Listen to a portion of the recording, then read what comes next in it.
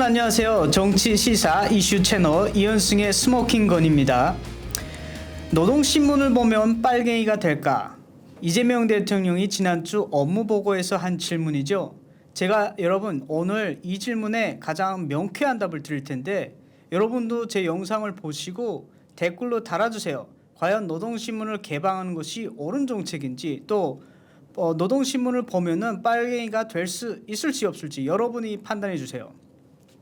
저는 북한의 신분으로, 북한 시민으로 29년간을 살아왔습니다. 그래서 북한에서 엘리트 교육을 받았고요. 중국에서 유학도 했고, 또 북한 김일성 사회주의 청년동맹의 지역 위원장으로 활동하면서 북한의 당 정책도 전달했었습니다. 그리고 북한 군에서 군복무도 하고 노동당에 입당까지 했었습니다. 제가 이런 삶을 좀 여러분께 설명드리는 이유는요, 북한에서 노동신문이 가지는 위치는 정말 대단합니다. 노동신문은 북한 사람들의 삶에서 사실 떼어놓을 수가 없죠. 저희가 학교를 가도요, 또 북한에서 군에 있어도 어느 직장을 가도 아침에 노동신문 낭독 시간이 있습니다. 그러니까 북한 정권이 왜 이 낭독 시간을 만들었냐면은 노동신문의 가장 북한의 당 정책, 김일성, 김정일, 또 김정은으로 이어지는 3대 세습의 정당화, 또 정치 사상 교육 선전의 집약체라고 할 수 있는 내용이 다 담겨져 있기 때문입니다. 한마디로 말해서요, 노동신문은 노동당, 김씨 정권의 선전물이죠. 이거는 사실 언론이라고 말할 수가 없습니다. 제가 이 사진을 하나 보여드릴 텐데요. 바로 이게 북한 노동신문사 사옥에 있는 이 비석입니다. 비석인데 여기에 김정일의 말씀이라고 하는 노동신문의 임무에 대해서 설명하는 말씀이 있어요. 제가 그 내용을 읽어드릴 텐데요. 자, 김정일이 뭐라고 말했냐면요, 노동신문은 당의 혁명 위협 수행에서 항상 훌륭한 교양자, 대담한 선전자, 충실한 대변자로서 당중앙을 옹위하여야 합니다. 여기서 말하는 훌륭한 교양자라는 것은 노동신문이 북한 주민들, 또 북한을 따르는 이 그룹에 대한 교양, 북한에서는 교양이라고 말을 하지만 한마디로 말해서 세뇌입니다. 북한 정권을 따르게 하는 세뇌를 책임지고 있는 교양 자료죠. 그리고 대담한 선전자, 대변자, 이 뜻은 북한 정권에 대한, 또 김씨 일가에 대한 그 어떤 비방이나 비난을 북한의 노동신문이 앞장서서 막아야 된다는 의미가 있습니다. 그래서 한마디로 말해서 노동신문은 북한의 정치적 선전도구, 또 북한 김씨 일가가 자신들을 대변하기 위해서 만들어 놓은 이 도구에 불과하다는 것입니다. 그런데 이 노동신문을 우리 한국 국민들에게 마음대로 이번 주부터 마음대로 볼 수 있게 이번 주부터 개방을 한다고 해요. 그러니까 북한 노동신문을 북한 주민들뿐 아니고 한국 국민들한테도 다 이렇게 보게 해가지고 북한 정권에 대해서 이 미화하고, 또 북한 정권이 진행하는 일들에 대해서 한국 국민들이 이 분석적인, 또 객관적이고 또 비판적인 시각이 없으면 사실 이 북한의 내레이티브, 또 북한의 시각으로밖에 볼 수가 없습니다. 그러니까 북한 노동신문을 볼 때 가장 위험하게 우리가 생각할 수 있는 부분이 어떤 부분이냐면은, 제가 볼 때는 이런 부분도 있을 것 같아요. 자, 노동신문을 보면 여러분 이제 나중에라도 한 번이라도 한번 보시길 바래요. 보면은 어떤 내용들이 가득 있냐면, 북한의 김정은, 북한 지도자가 항상 불철주야로 북한 주민들을 위해서 일하는 것처럼 보입니다. 항상 웃는 모습을 이제 찍고요. 또 북한 주민들을 위해서 매우 열심히 일하는 것처럼 만들어요. 그리고 북한의 모든 공장 기업소들에서는 생산화가 정상화되고 모든 과제 업무를 100%가 아니고 200% 넘게 관철한다고 이제 되어 있습니다. 그 안에는요, 사건 사고나 피해 소식 이런 거를 매우 적게 실습니다. 거의 없어요. 그리고 마치 전 세계 인민들이 북한을 숭배하고 북한 지도자를 찬양하는 것처럼 묘사를 합니다. 그리고 남한에 대한 소식을 항상 전달할 때는요, 보수는 악마하고요, 그리고 민주당 좌파 세력은 정의이고, 또 북한에 동조하는 세력으로 묘사를 합니다. 이거는 과거 때부터 지금까지 계속 이어진 선전입니다. 한 번도 바꾼 적이 없어요. 다만 최근에 김정은이 통일 정책을 버리면서 이 통일 관련된 내용에서 약간 변화가 있을 뿐이지 항상 이 똑같은 프레임은 같았습니다. 보수는 악마하고 한국의 좌파를 내세워주는. 그래서 노동신문을 우리가 한국 국민들한테 오픈하는 목적, 이 목적에는 북한 정권이 한국의 국민들에게 북한을 악마하지 못하도록 하고요. 북한 정권을 비난하지 못하도록 하는 목적도 들어 있습니다. 그리고 어차피 우리가 한국의 보수들은요, 사실 노동신문을 본다고 해서 이제 빨갱이가 되진 않습니다. 왜냐하면 이분들은 이미 북한이라는 독재 체제를 비판적 시각으로 보기 때문에 빨갱이가 되기 쉽지 않죠.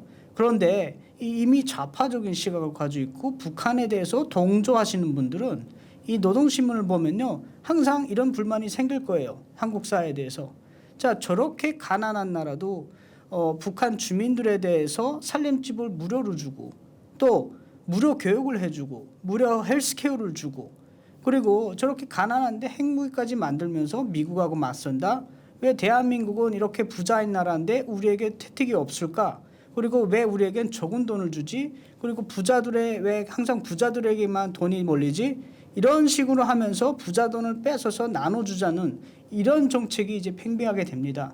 지금 현실적으로 조국 혁신당인가, 또 진보당인가요? 거기에 있는 뭐 영예인인가 이런 분들이 또 얼토당토하는 법안을 만들어내잖아요. 토지세를 받아가지고 국민에게 n분의 1로 나눠주자. 이게 북한 같은 발상이거든요. 북한도 전쟁 전에 6.25 전쟁 전이죠. 한국 전쟁 전에 토지를 몰수했어요. 그리고 다 나눠줬다가 나중에 북한에서 그 소장농들에게서 토지를 다 빼었습니다. 협동조합을 만들어서요.